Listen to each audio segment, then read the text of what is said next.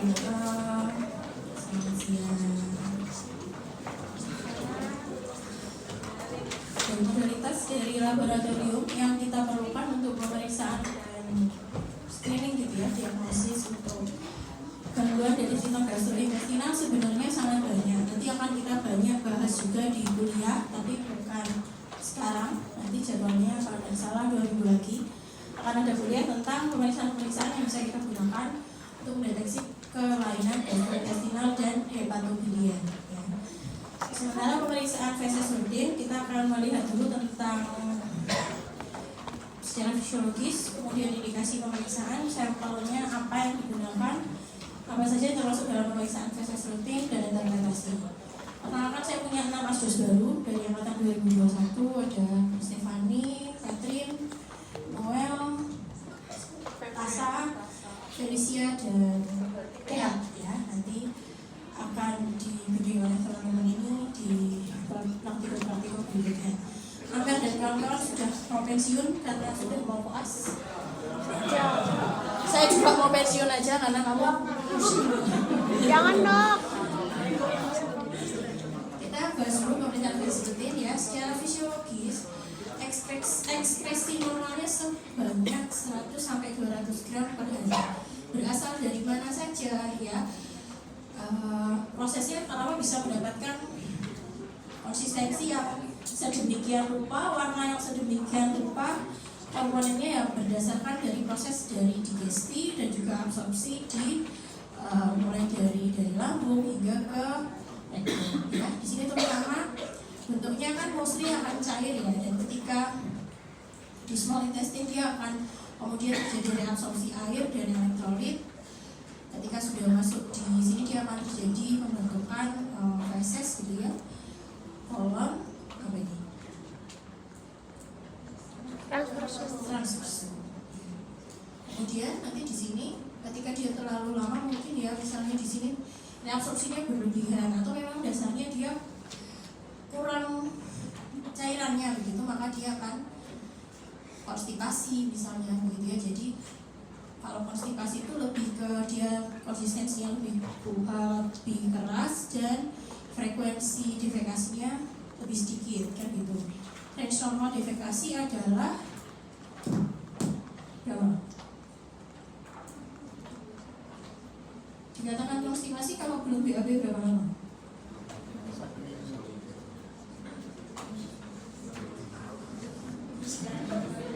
Saya udah minggu kedua. Range defekasi normal tidak ada, nanti dicari ya. Kapan dia kamu bilang orang ini diare? Kapan kamu bilang orang ini konstipasi? Ya memang harus tahu frekuensi normal. Ya, kalau kita bilang diare biasanya kalau konsistensinya cair lebih dari 3 kali sehari kan gitu ya. Tapi kalau konstipasi biasanya ada yang range-nya sekitar 3 hari tidak BAB gitu ya. Komponennya apa saja? Makanan yang tidak tercerna, epitel yang lepas, bakteri, ada sekresi GI tract ya. Paling penting adalah pigmen biliar karena dia akan memberikan warna pada feses warna coklat. Kapan kita perlu pemeriksaan feses rutin? Jika ada diare atau infeksi gastrointestinal lain. Jadi misalnya perutnya melilit gitu ya, terus kemudian pasiennya datang dengan demam nyeri perut, atau misalnya pasien demam naik turun sore hari ada konstipasi gitu ya, jangan-jangan tifoid gitu. Nah, kita mungkin bisa periksa feses rutin, dicari ada bakteri atau tidak. Kemudian steator apa? Berlemak, jadi mengandung lemak. Jadi kalau lemaknya tidak terdigest dia akan berbau busuk. Oh iya, saya ingatkan ini OV ya, OV harus hadir.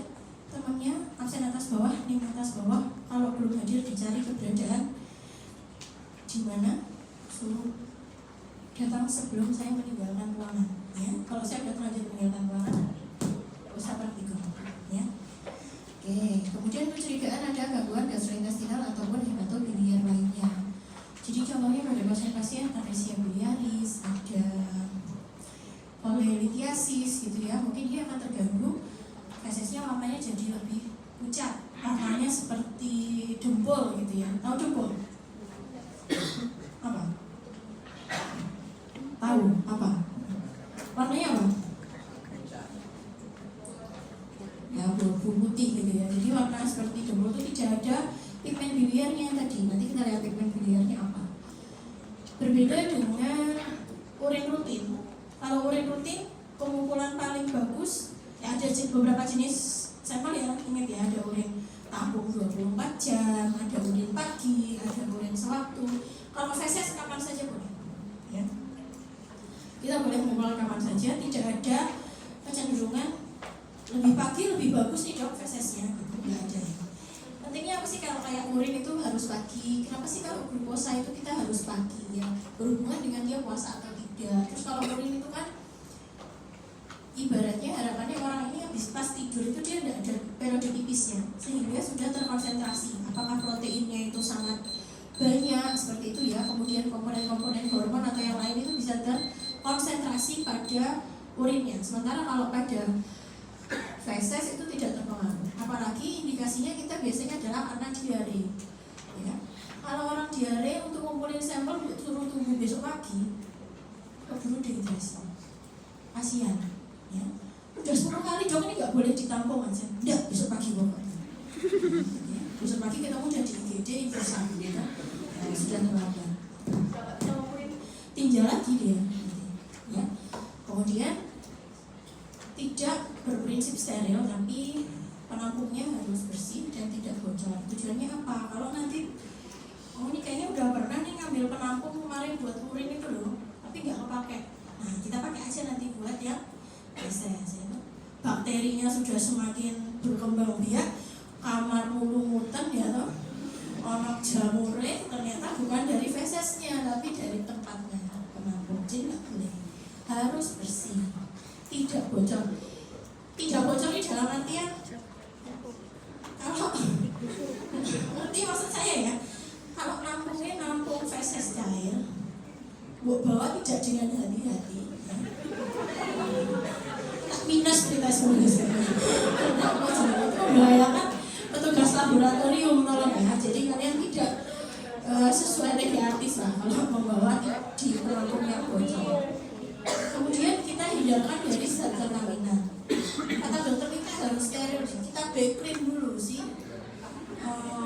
wadahnya, karena udah disimpan ya 1 semester lah kira-kira kan, dari 1 lab.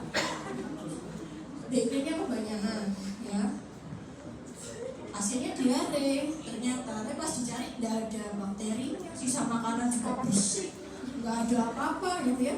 Ya sudah larut sama backcleannya tadi ya. Jadi sama kontaminan apapun, mau kamu bilang dia pembersih, penyegar, pewangi, jangan ya. Nah, kalau urin itu kan kita harus hindari kontaminasi utamanya darah contohnya. Tapi kalau pada feses ya kan dia secara anatomis berbeda posisinya, jadi kontaminasi dari cairan tubuh yang lain itu sangat minim. Paling penting ini, hindari konsumsi zat-zat yang mengubah warna feses. Habis makan buah naga, jangan ya. Habis makan jus bir, jangan ya.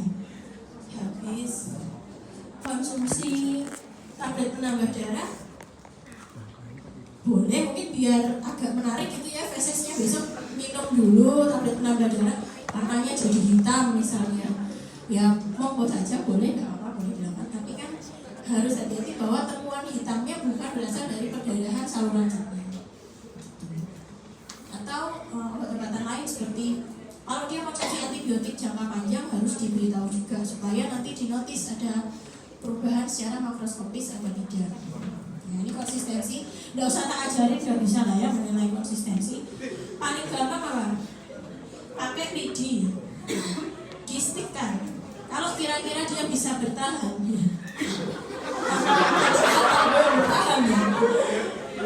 kalau dia sulit untuk menembus, berarti kan keras, mungkin konstipasi. Princess nggak usah ya, iuh itu nggak ada, namanya di PK nggak boleh pakai iuh. Jadi dokter bisa kalau pasiennya muntah terus pasiennya, dok harus saya pencet ya, kamu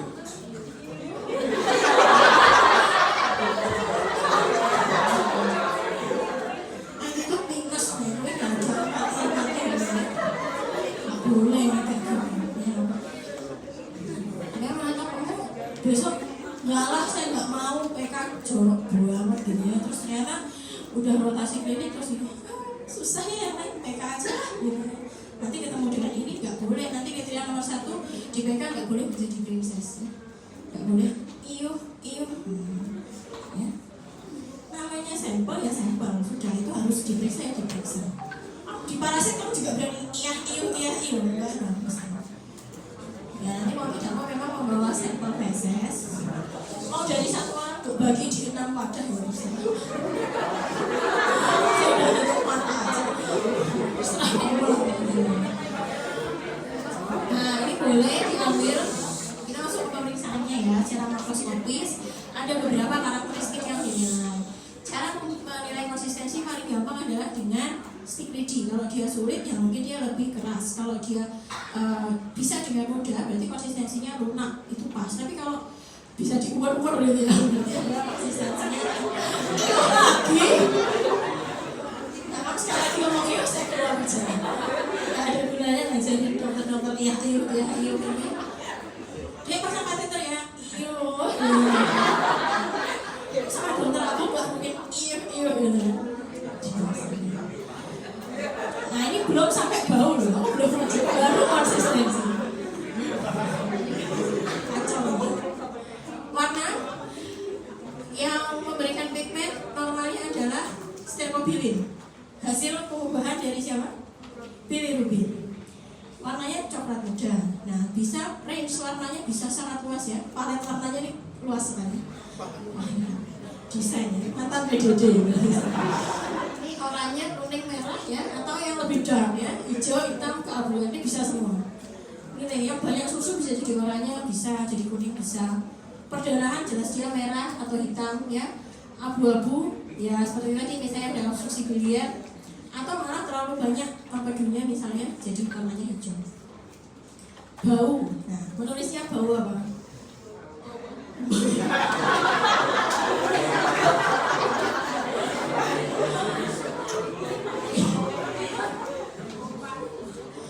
Bisa nggak ada ya? Wangi dok, jelas.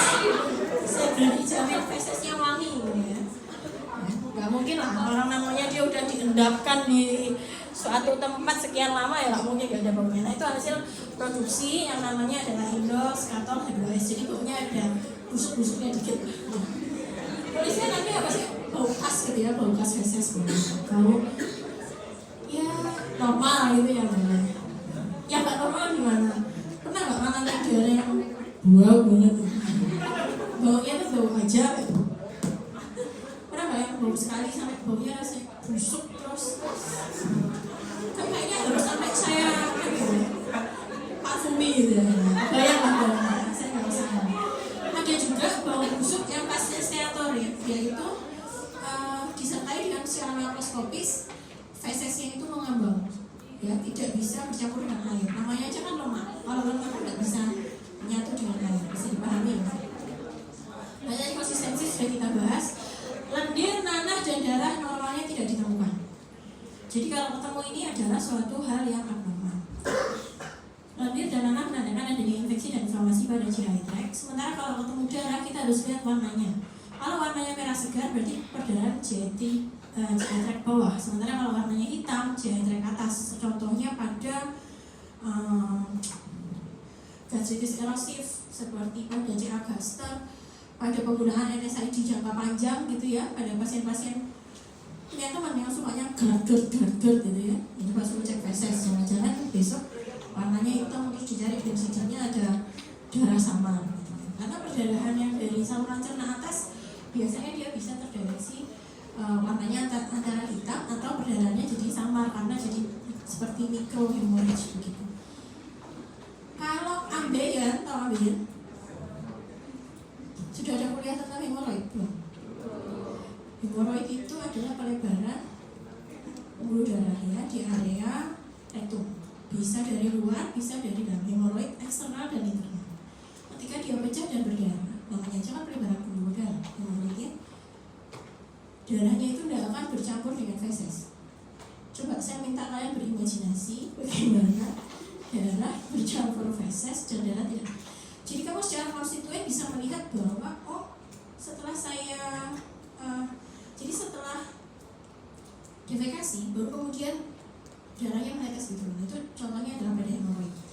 Beda dengan pasien-pasien CA kolon kayak diare darah, BAB-nya nyampur ada darahnya, konsistensinya lunak misalnya, tapi kok warnanya merah berdarah. Beda kalau hemoroid itu feses dan darah dia beda konstituennya. Satu partai kiri, satu partai kanan. Satu merah, satu biru. Tahun politik sekali. Ya ini boleh nanti mau jadikan referensi konsistensinya di tipe yang apa gitu ya. Tapi saya rasa nggak perlu sih sampai kayak gini. Ini yang penting adalah mikroskopis. Sudah praktikum parasit? Ada yang sudah, ada yang belum? Belum sama sekali? Ya, oke. Berarti sudah mencoba membuat preparat mikroskopis. Oh belum ya, oke. Berarti besok kita mencoba minggu depan supaya nanti waktu di parasit sudah cukup. Ya.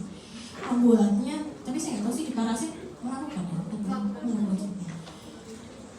Usahakan setipis mungkin. Kuncinya tidak iuh itu tadi. Karena saya ini angkatan kamu ya.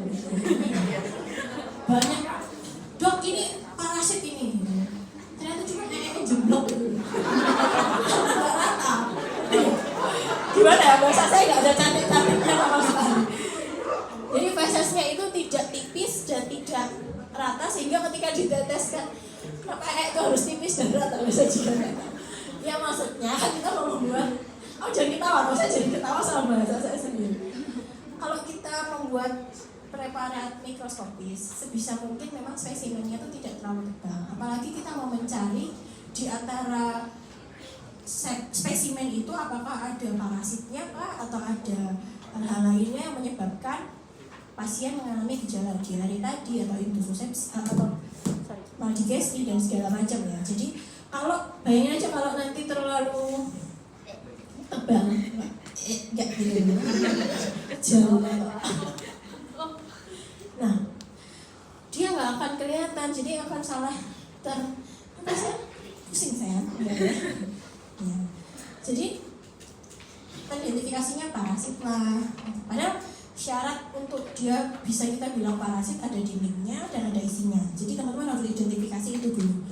Besok jangan, mikroskopis siapa ketemu telur, angkat tangan semua ya. Karena sampelnya dari satu untuk semua. Jadi satu angkat tangan, satu semua angkat tangan juga. Ya, besok dilihat. Kita akan ada 2 reagen. Nanti satu ditetesi salin, satu ditetes eosin. Objek gas itu banyak, ya. Besok mau buat ketebelan, ya. Perasa mbok eman-eman mbok kumbah, buat ya. Ya udah ditetes feses, ketebelan. Yuk kita cuci dulu, rasa. Enggak usah repot-repot, langsung buang saja. Saya juga nggak mau ngapain ini, bekas-bekas. Eosin fungsinya buat apa? Memberikan latar belakang warna merah. Eos itu merah, jadi dia memberikan latar belakang merah supaya lebih mudah tervisualisasi. Terutama seperti kalau salin ini, misalnya kita mau lihat telur cacing gitu ya, atau larva mungkin dia tidak terlalu jelas. Tapi kalau di eosin dia bisa diperjelas dengan zat warna. Terus kalau misalnya sisa makanan gitu ya, ini tumbuhan apa cacing dewasa, kita bisa lihat lebih mudah di eosin. Nah, yang ini leukosit dan eritrosit normalnya tidak ada. Sama seperti tadi lendir, nanah, dan darah. Secara makroskopis adalah itu. Secara mikroskopis adalah eritrosit dan leukosit. Normalnya semua tidak ada. Jadi ketika ditemukan, ya walaupun leukosit ini range-nya harusnya dia lebih tinggi ya. Misalnya di atas 5 gitu ya. Baru kita bilang dia positif.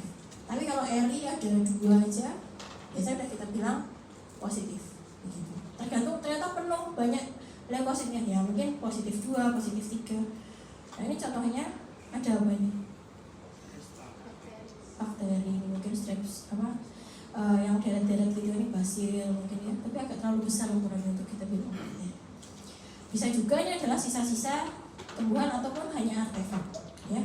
Dari misalnya catnya, mungkin catnya udah terlalu lama atau seperti apa gitu ya. Terus atau tadi terlalu tebal sehingga tidak terlihat jelas. Yang bisa kita temukan sisa makanan, yang lainnya biasanya tidak ada epitel, ya, squamous, Ada juga yang kolumner juga bisa gitu ya. Kalau misalnya dia squamous mungkin dia dari yang surface, tapi kalau dia dari ada GI tract lepas, banyak epitel yang lepas dari GI tract yang atas. Kalau pada usus kan epitelnya kolumner ya, dia tinggi-tinggi untuk absorpsi, jadi bentuknya bisa bermacam-macam. Kemudian kristal normalnya tidak ada, tapi misalnya dia tadi terkontaminasi urin gitu ya, atau kalau ada feses itu biasanya ketemu kristal pun tidak bermakna secara klinis. Ini eri lebih kecil ya dibandingkan ini kan leukemia, eritrositnya yang kecil-kecil. Nah ini ini adalah kalau dengan tanpa pewarnaan ya, tanpa eosin, jadi akan cukup susah membedakannya, tapi dari ukuran dan isinya harusnya bisa kelihatan mana yang eri, mana yang leukosit. Ini yang detail. Nah ini besok nggak akan ada yang warna biru gini, gak usah dicari ya. Ini nanti kita bahas yang tentang pewarnaan sudah 3. Ini serat daging dan ini sisa tumbuhan. Ini bukan cacing karena nggak ada struktur yang di dalamnya. Ya. Ini apa? Masa ini untungnya ya gitu ya. Ya. Jadi ini adalah sisa tumbuhan. Cacingnya potong mungkin dong gitu ya. Ya enggak sih, kayaknya cacing nggak akan semudah itu dia terpotong gitu. Paling mungkin adalah sisa tumbuhan. Mungkin habis makan lotek gitu ya, terus kita punya sisa tumbuhan ya bisa aja. Ini udah apa? Bedakan telur cacing. Paling gampang adalah trikuris. Bentuknya seperti tempayan, ujungnya 2. Ya, kita berangkat dari yang ujungnya ujungnya 2 ada sumbatnya, kemudian pinggirnya dia agak ramping ya. Ini meleot-meleot begini lah. Nah, kita lanjut ke yang meleot satunya lagi. Entropius atau kremi. Satunya meleot, satunya lurus. Di dalamnya ada isinya. Ini adalah entropius, kremi. Yang sama-sama jernih lagi adalah hookworm ya. Bentuknya tapi lebih bulat, lebih gendut. Tepinya tipis ya. Di dalamnya ada isinya. Nah, ini nanti yang menjelaskan isinya apa nanti Dr. Christine aja. Kemudian dindingnya yang lebih tebal, ascaris. Penyebab infeksi paling sering adalah apa itu? Ya, berangkat dari trikuris, entropius, hookworm, kemudian yang paling tebal dan paling jelas semuanya ascaris. Gambarnya tidak ada yang seperti itu dong, tembak oleh Tainia gitu. Salah benar Tainia pun. Saya dulu itu. Saya nggak bisa banget ngerasa, saya cuma tahu dia trikuris, ascaris, Tainia. Dengan model itu nilainya pas-pasan ya. Jadi jangan ditiru. Bisa belajar sama Dr. Christine. Tapi saya mencoba mengingat tadi seperti itu tadi ya, yang ada sumbernya trikuris, kemudian yang sama-sama bentuknya agak lonjong adalah entropius, kemudian yang sama-sama clear seperti entropius yang dia lebih bulat adalah hookworm, yang sama-sama bulat tapi dindingnya lebih tebal adalah ascaris. Nah, jadi saya mengingatnya secara gradual seperti itu. Nah, yang bisa ketemu cacing dewasa adalah biasanya hookworm, antara entropius vermicularis atau ankylostoma duodenalis atau strongyloides juga bisa, ya, tapi ini jarang. Kalau yang bisa ketemu cacing dewasa pada feses, jadi ketika defekasi keluar cacingnya, ascaris biasanya, ya. Pasti ada di ujian berikutnya nanti, harusnya. Nah, kemudian mikroskopis yang terakhir adalah lemak. Kita akan campurkan fesesnya dan bersama dengan etanol dan sudan 3, langsung dilihat terwarna atau tidak. Kalau dia ada lemaknya maka dia akan terwarna. Yang dideteksi tanpa pemanasan ini adalah triglycerid. Tapi kalau udah kita campurkan terus kita panasi baru kita lihat, nah itu dia sudah terurai ikatan lemaknya, jadi kita mendeteksi asam lemak dan kolesterol. Kita gunakan untuk mendeteksi adanya maldigesti, jadi misalnya tidak adanya lipase seperti tidak berfungsinya atau insufisiensi pankreas gitu ya. Kemudian ada infeksi giardia lamblia. Bentuknya apa giardia? Seperti ya, seperti layang-layang kayak daun kebalik itu ya. Terus ada flagella, itu giardia ya. Jadi teman-teman ingat, nah kalau dia ketemu banyak kalau ini cuma 1, 2 gitu ya yang kelihatan jelas. Nah ini bukan steatorin, belum positif. Jadi ada tapi tidak banyak, itu negatif. Tapi kalau dia dibilang maldigest itu biasanya bisa gede-gede sih.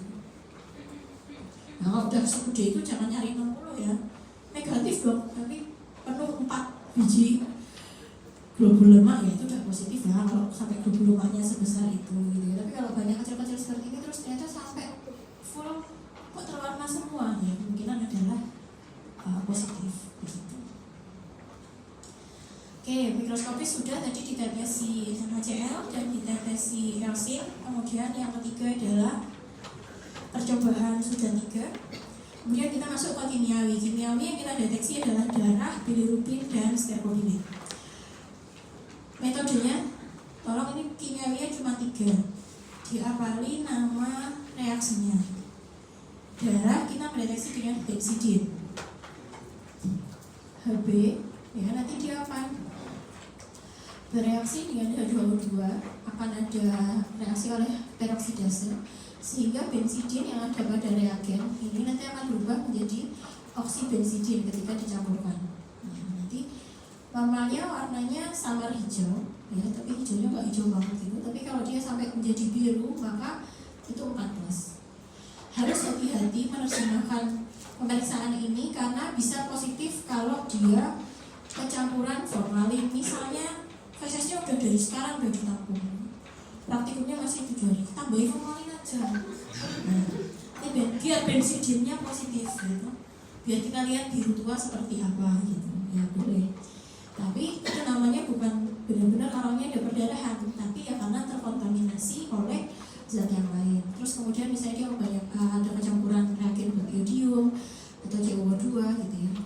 Atau pada pasien-pasien yang mengkonsumsi tablet besi tadi dia bisa menjadi negatif palsu. Kemudian kebanyakan ya kalau klorofil tuh sayuran gitu ya, tapi ya enggak sih. Nah, mungkin suplemen gitu ya, suplemen yang hijau itu bisa menyebabkan negatif palsu. Jadi warnanya nanti akan lebih hijau kan ya, kalau klorofil kan dia jadi hijau, harusnya dia bisa jadi biru, tapi karena warna awalnya sudah terkontaminasi klorofil untuk warna biru gitu. Nah ini nanti diingat sebelum kita membahas konsep dan stercobilin, sudah ingat bahwa eritrosit itu kalau dibongkar dia pertama hemoglobin dulu, hemoglobin dibongkar biliverdin, biliverdin jadi bilirubin. Ini masih di reticulo endothelial system seperti di spleen gitu ya. Kemudian bilirubin diikat oleh albumin dibawa ke hepat. Bilirubin diubah menjadi bilirubin terkonjugasi, conjugated bilirubin melalui UDP-GT. Ini adalah enzimnya. Jadi kalau pada heparnya dia tidak punya enzim ini, ya bilirubinnya nggak akan bisa jadi conjugated. Ketika dia sudah menjadi bilirubin yang conjugated, dia bisa masuk ke GI tract lewat ampulla fata, ya, keluar di usus, di duodenum, kemudian masuk di jejunum, ileum sampai kolon begitu. Kemudian tidak serta-merta langsung dari bilirubin itu berubah menjadi urobilinogen, ya. Ada satu tahap yang namanya di sini dia dari conjugated itu berubah dulu jadi indirect, kemudian berubah lagi menjadi conjugated. Jadi sebelum ini ke sini ada fase indirectnya dulu. Bisa menjadi sampai ke sini lagi kalau ada bakteri di usus. Kalau bakteri di ususnya tidak akan bisa terbentuk zat warnanya. Kalau bilirubinnya tidak akan bisa terbentuk zat warnanya. Kalau lihat dari bagian ini, stercobilin harusnya positif atau negatif pada orang normal? Positif. Bilirubin harusnya positif atau negatif pada feses normal? Negatif. Jadi benzidin akan negatif, Faucet akan negatif, Schlessingernya positif kalau pada orang normal. Ini langkahnya adalah metodenya adalah metode Faucet.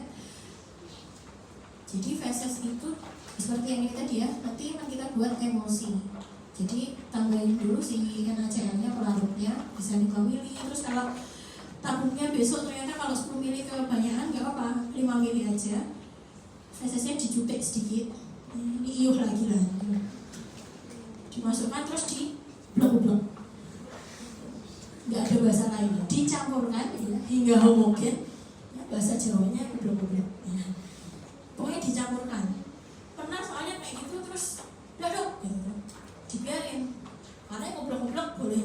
depannya doang ya.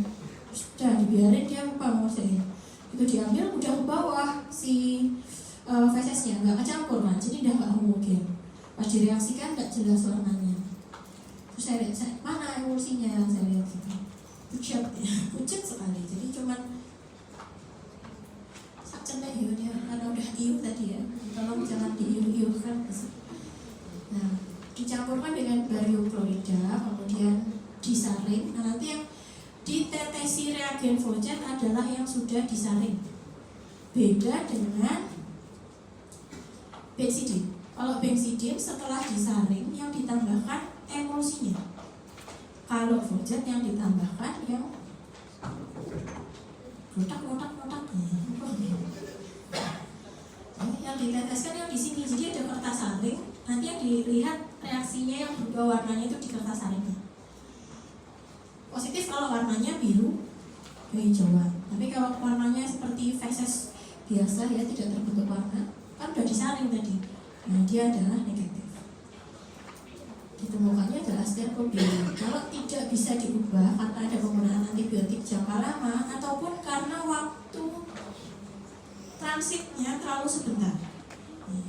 Waktu transit siapa? Feses dia bertahan di GI-tract-nya cuma sebentar. Jadi nggak akan sempat diubah oleh mikrobiotanya untuk menjadi stercobilin.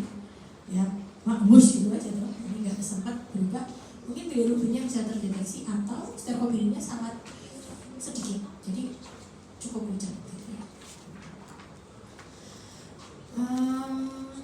Ya berikutnya terakhir adalah ini terakhir ya, bertahanlah ya, yang sudah masuk ke alam lain tolong dibangunkan, tolong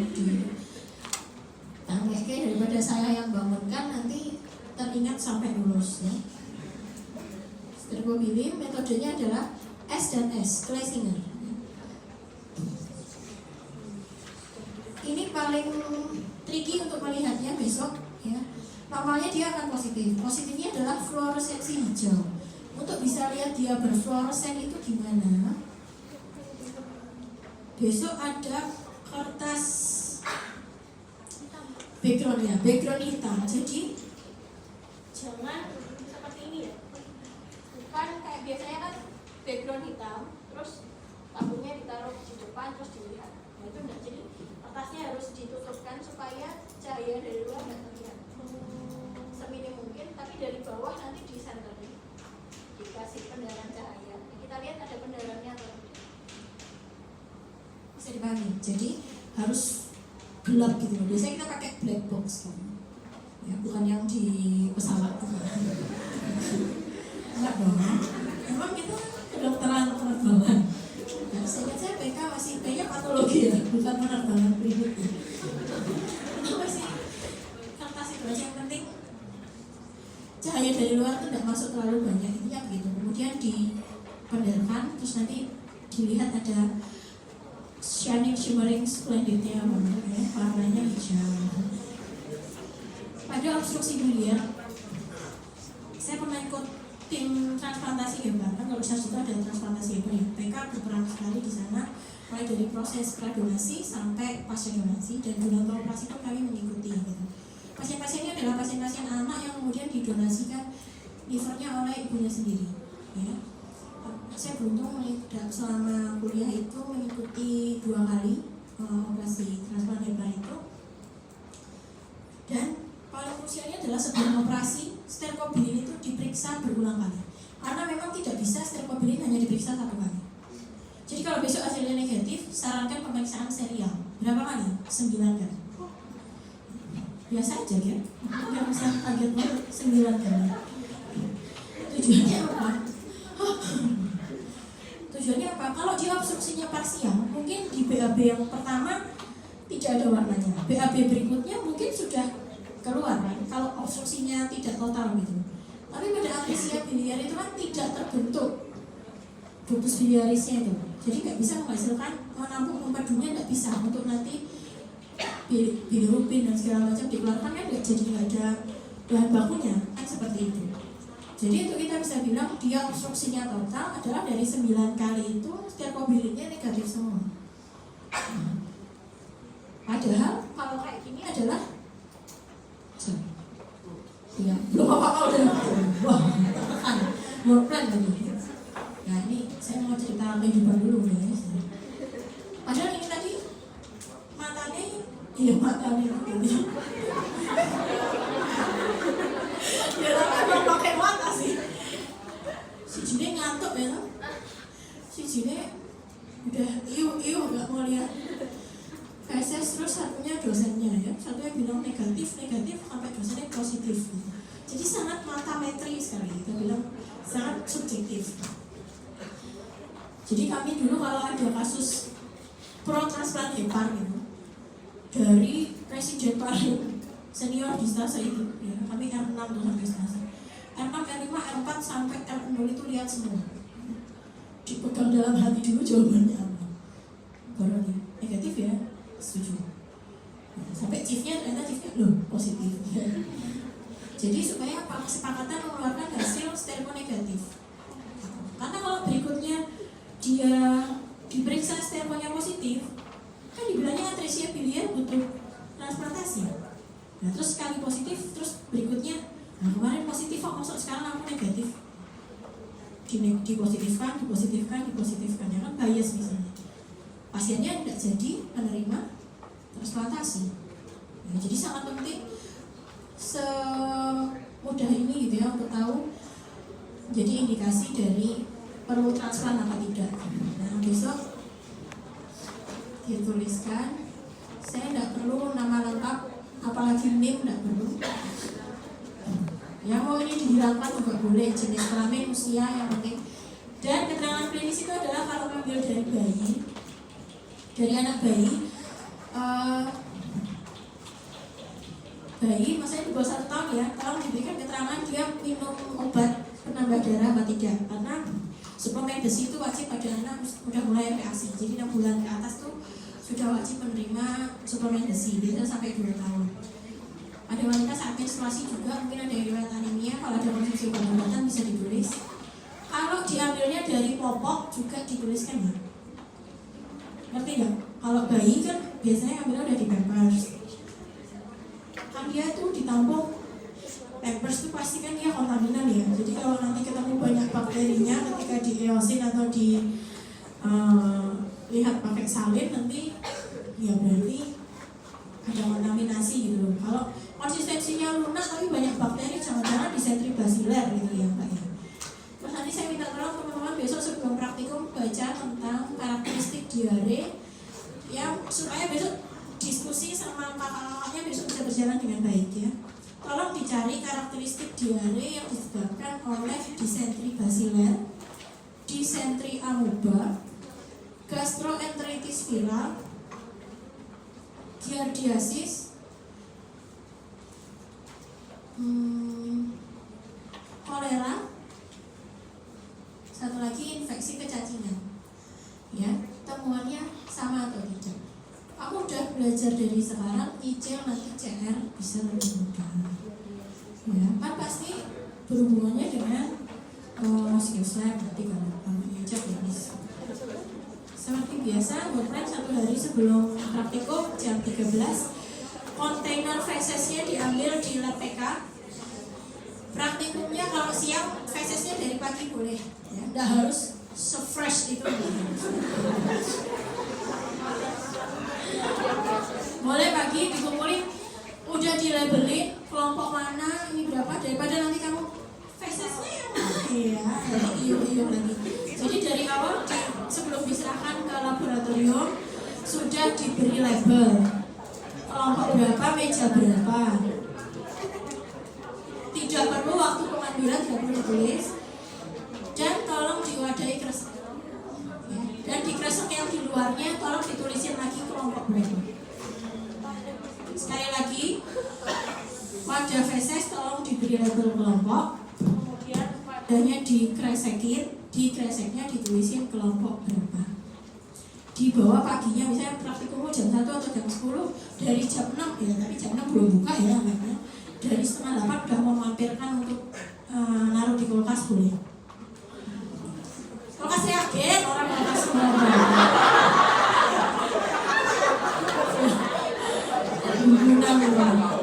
Ada pertanyaan dulu?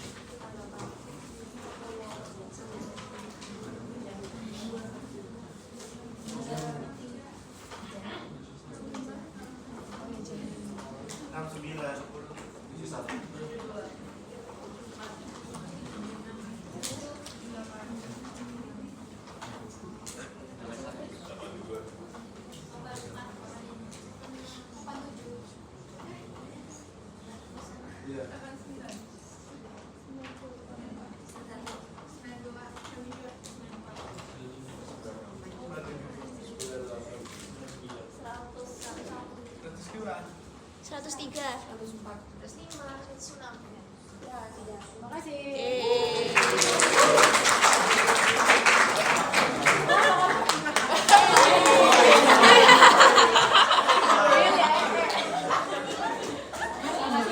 Makasih dong. Kita di depan.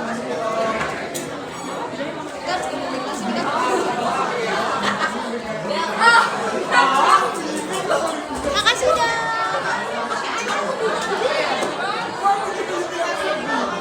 Dok. Dokter. Ini guys, Vivi nggak ngerti yang aku bilang.